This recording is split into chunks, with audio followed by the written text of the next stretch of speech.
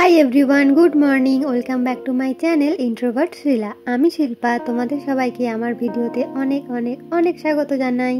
দেখো, সকাল সকালে আমি রেডি হয়ে যাচ্ছিলাম আমার ডিউটিতে, যেহেতু আমার সবসময় মর্নিং শিফট থাকে।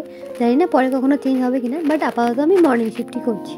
তারপরে আমি ওখানে গিয়ে চেঞ্জ করে ডিউটি করে তোমাদেরকে টাটা জানিয়ে ডিউটি করতে চলে যাই, তারপরে বাড়ি চলে আসি।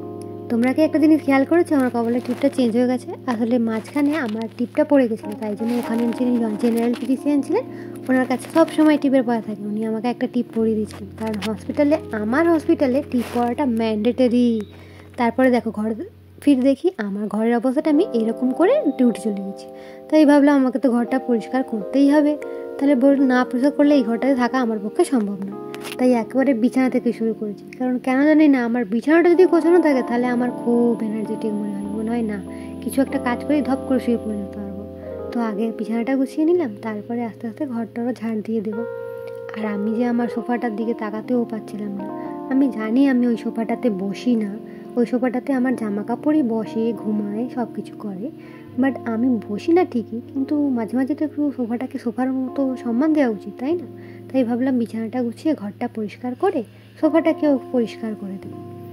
তাই আমার এই ঘরটাতে থাকতে ভীষণ ভয় লাগতো, একা একা থাকতাম তো। এখন অভ্যেস হয়ে গেছে, যদিও বা যখন শুরু থেকে এই রুমটাতে থাকা শুরু করেছিলাম তখন একা থাকতাম না, এখন একা থাকি। কিছুদিন হতো ভয় লাগতো খুব, বাট এখন আমি এটার সাথে খুব ভালোভাবে ইউজড হয়ে গেছি। এখন আমার ভীষণ ভালো লাগে। আমি একলা থাকি, একলা খাই, একলা রান্না করি, একলাই ঘুমাই। আর কি বলতো, ওই যে আগে একসঙ্গে থাকতাম যে বন্ধুটার সাথে, সে তো এখন থাকে না, কিন্তু একসঙ্গে রান্না করার অভ্যেসটা তো রয়ে গেছে, তাই জন্য আমি বেশি বেশি করেই রান্না করে নিই। আর সেটাকেই আমি হয়তো আজকে রাত্রে রান্না করলে কালকে রাত্রি পর্যন্ত চলে, রাত্রে আবার রাত্রে রান্না করবো, সারাদিনটা আমার দুপুরে লাঞ্চ হিসেবে ওটাও খেয়ে নিই। তো এইভাবেই চলে যায়। আপাতত আমি দিনে একবারই ধরতে গেলে রান্নাটা করি, তো ওইভাবেই চলে যায়। সকালবেলাতে আমার তো বিখ্যাত ব্রেকফাস্ট আসেই, হরলিক্স বিস্কিট, নয়তো ওটস আর মিল্ক, নয়তো স্মুদি, এইরকম করেই আমার ব্রেকফাস্ট হয়ে যায়। আর ওই দেখো, পেপারটাকে এতবার ধরে তুলছিলাম, খালি পড়ে যাচ্ছিলো, এত রাগ উঠছিল, ঝাঁটার বাড়ি মেরেছি একটা, অমনি সোজা হয়ে গেছে। এইভাবেই না কিছু কিছু সমস্যা সলভ করতে হয়, বুঝলে তো? আরে মজা করছিলাম। এত মাথা গরম আমি জানি, আজকাল আমার প্রচণ্ড মাথা গরম হয়ে যায়, বাট আমি কি করতে পারি? আমি কমপ্লিট করতে পারি না, কি করা যাবে? সেটা যদি সবাই বুঝতো তাহলে তো হয়েই যেত। আচ্ছা, তোমরা যারা যারা এখনো পর্যন্ত আমার ভিডিওটা দেখছো, এতদূর পর্যন্ত যারা এখনো পর্যন্ত দেখছো, তাদেরকে আমার অনেক অনেক অনেক ভালোবাসা। তোমরা অবশ্যই একটা লাইক করে দিও, একটা কমেন্ট করে দিও, কমেন্টে জানিও, তাহলে আমারও ভালো লাগবে। আর যদি আমার জন্য কোনো সাজেশন থাকে সেটাও জানিও, তাহলে আমি আমার সেই ভুলগুলো ইমপ্রুভ করার চেষ্টা করব। দেখো, ভয়েস ওভার দেওয়ার সময় না আমি পুরো ব্ল্যাক আউট হয়ে যাই, যে কী বলবো না বলবো।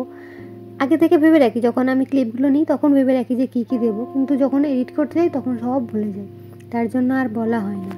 আমরা তো দেখলেই আমি ঘরটা মোটামুটি পরিষ্কার করে নিয়েছি। তারপরে আমি ব্লিঙ্কিট থেকে কিছু সবজি অর্ডার করেছিলাম, সেইগুলো তোমাদের সাথে শেয়ার করি। চলো, কী কী সবজি কিনেছি তোমাদেরকে দেখাই।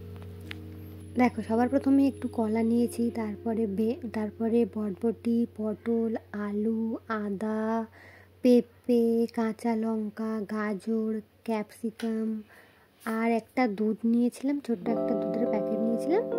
আর এইগুলোই, ব্যাস এতটুকু। মোট প্রায় 300 টাকার মতো সবজি কিনেছিলাম, দুধ মিলিয়ে। আর আজকে আচ্ছা, আমার বোন আমার ভিডিও রোজ দেখে, সে আমাকে ফোন করে জিজ্ঞাসা করছে, আচ্ছা দিদি, তুই কি প্রতিদিনই পনির খাস?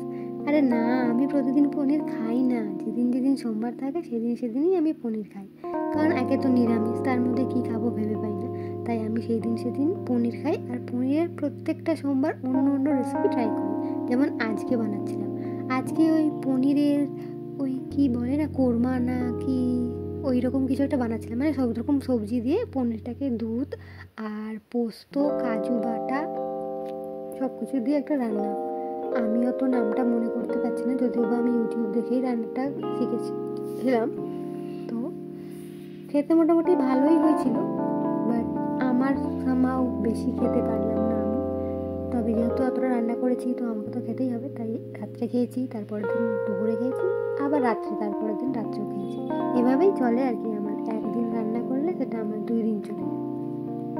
ওই যে বললাম, তরকারিটাতে একটু দুধ দিতে হবে। আমি বাজার থেকে একটা ছোটো দুধের প্যাকেট এনেছিলাম, ওই 15 টাকা মতো নিয়েছিল, ওটাতে হয়তো 200 ml মতো দুধ আছে, সেটা পুরোটা দিয়ে দিয়েছিলাম। তারপরে নিজের হাতে ঘরে বানিয়েছিলাম একটা গরম মশলা, সেটা একটু দিলাম।